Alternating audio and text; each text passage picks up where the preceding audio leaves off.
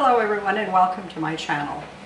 If you haven't been here before, my name is Colleen and I am working on something special today for Valentine's Day. It's a quick, easy recipe you've probably seen go around potluck dinners and things like that. And it's a sweet that you could share with people in your office or send to school with your kids for a Valentine's Day treat for the class. And today is the day that I'm going to share that with you. So come on back right after this and we'll get started.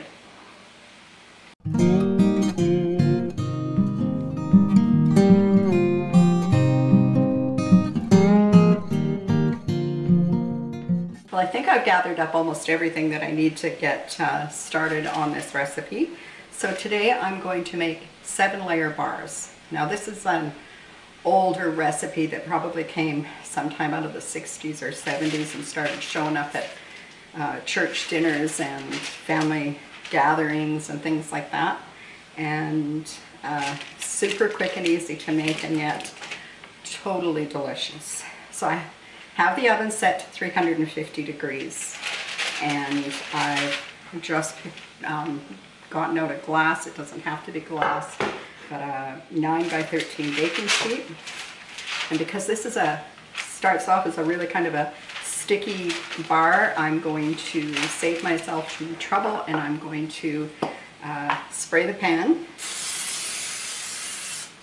with just some cooking spray, and then I'm going to add some parchment paper to the pan and smooth it in there pretty good. Because I don't like the cleanup on the ends of the pans any better than I do the wide sides, I am going to double this over and put parchment on both ends as well.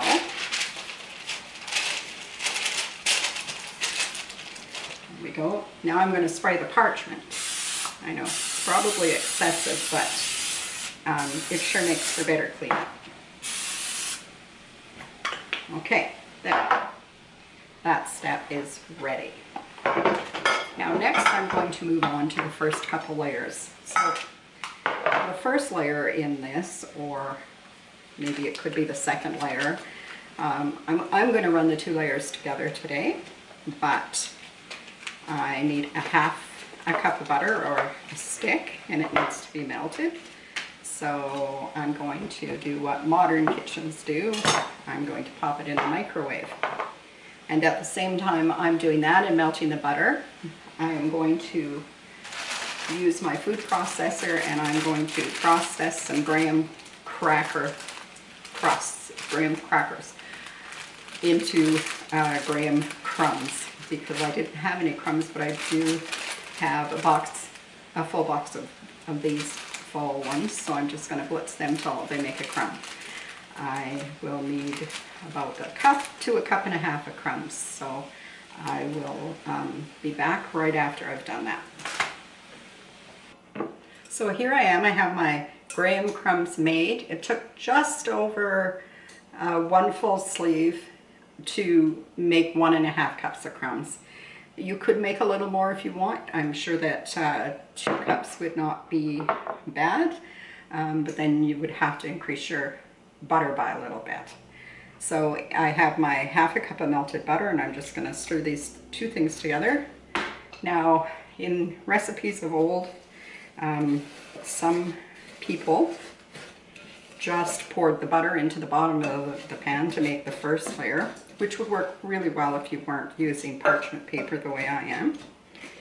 And then they pour the graham crackers over and then they kind of mush it all together.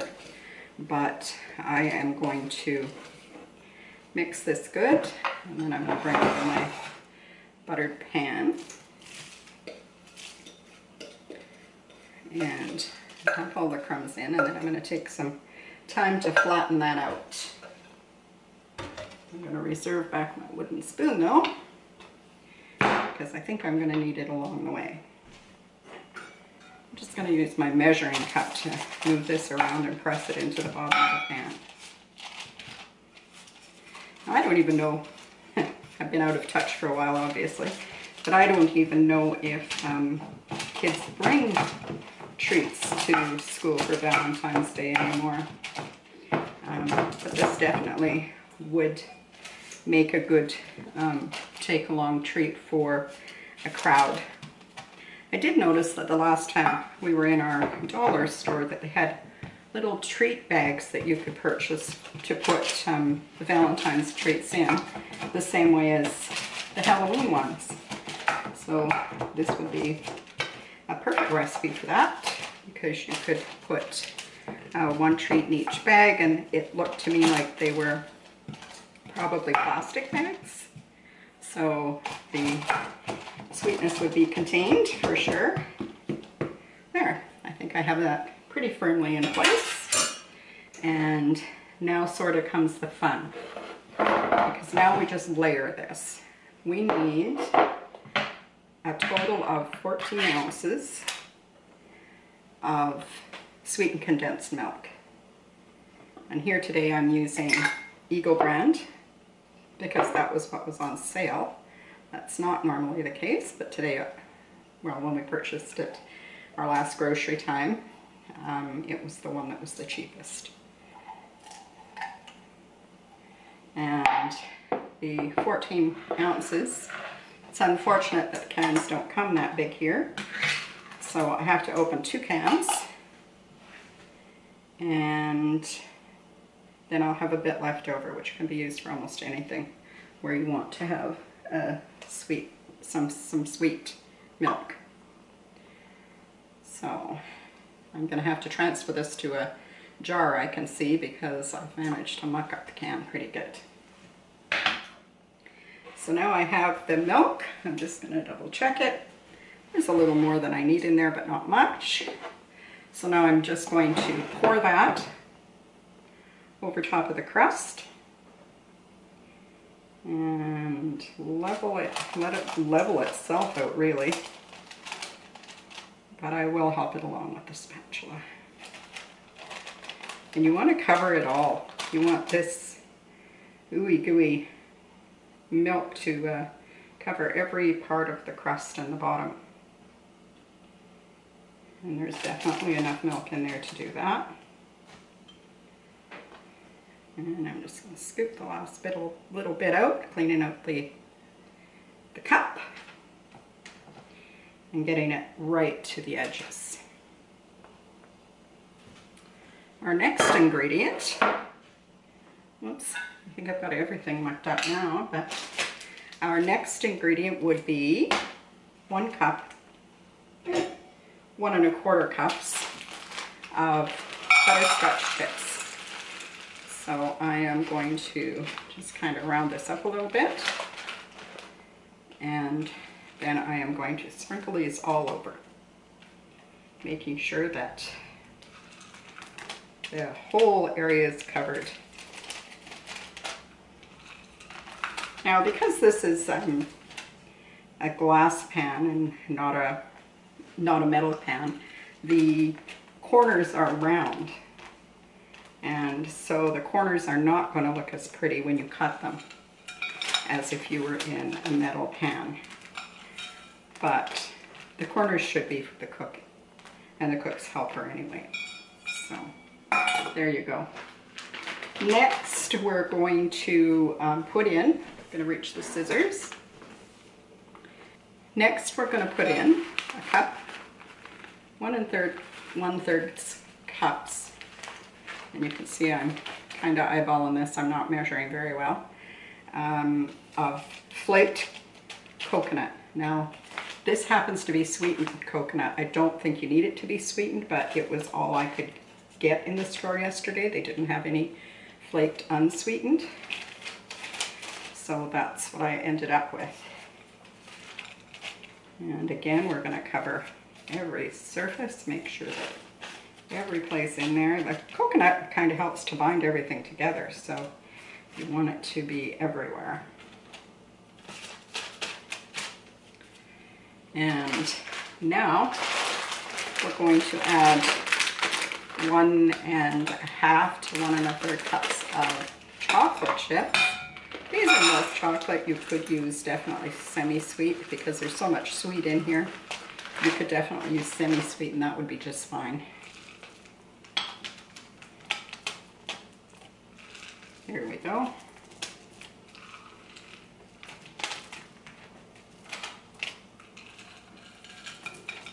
Now, just about finished. I'm going to smush this around a little bit. I'm going to use my wooden spoon and just kind of pat everything down. And then I'll put on the last ingredient, or the last layer of this 7-layer bar.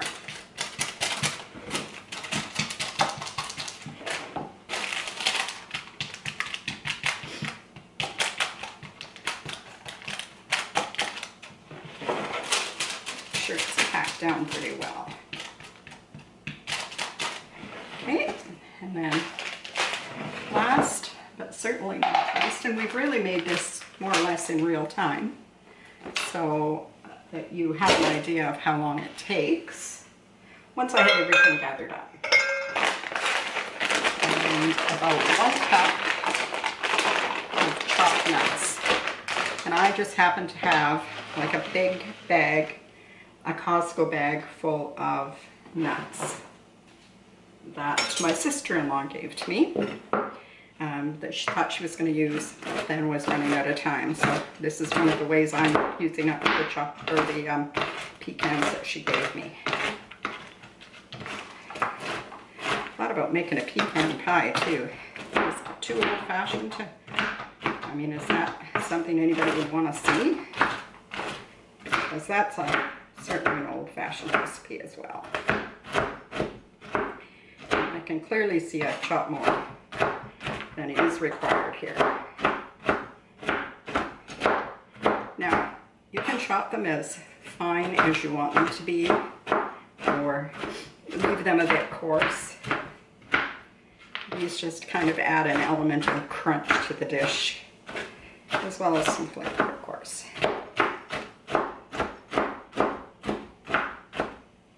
Now again, I'm going to kind of guesstimate what I'm going to need here. I'm just going to draw these back over, and I am going to cover the surface with the pecans until I have what I think is enough nuts in there. And I'm going to give these a good press down as well.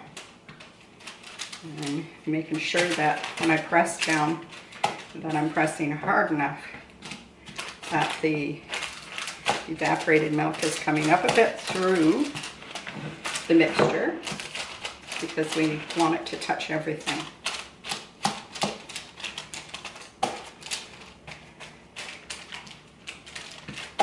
Okay, I'll just kind of all around the edges to make sure they're patted down good.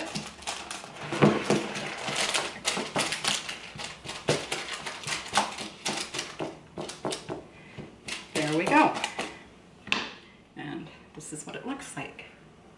So now I'm going to put it into a 350-degree oven for 25 minutes. And once it comes out of the oven, then I am going to set it aside, let it cool about 3 hours. Probably in my case, because patience is not necessarily my strong suit, I may hurry that up a little bit, but I'll let you know what happens at any rate. So I will see you back here when everything is ready. Now here it is, hot out of the oven. I've left it in there a bit longer. I've probably left it in around 35 minutes because I wanted it to get golden brown all over, as well as be crispy around the edges. So I'm going to set this aside to cool now for 3 hours, and then I'll set this aside for about an hour to cool on the counter, and then I'll put it in the fridge for an hour so that it's still a bit soft when I cut it. It's been an hour now since I took this out of the oven, so I'm just going to remove it from the pan. I'm going to pick it up by the edges of the parchment paper and lift it out onto my board. And it came out of there nice and cleanly. And then I am going to just start to cut it. I've got a big sort of chef's knife, and I'm going to just go around and take the crust, the crispy edges right off. And I do believe those are going to be the best parts. Now I did leave this in the oven a little longer. I left it in for a total of 35 minutes because I wanted to get that crispy edge and the real golden brown on it. I think I said earlier in the video 25 minutes, but I mean, that's completely up to you. If you want to have the crispy outer edge, then certainly leave it in a little bit longer until the top is golden brown.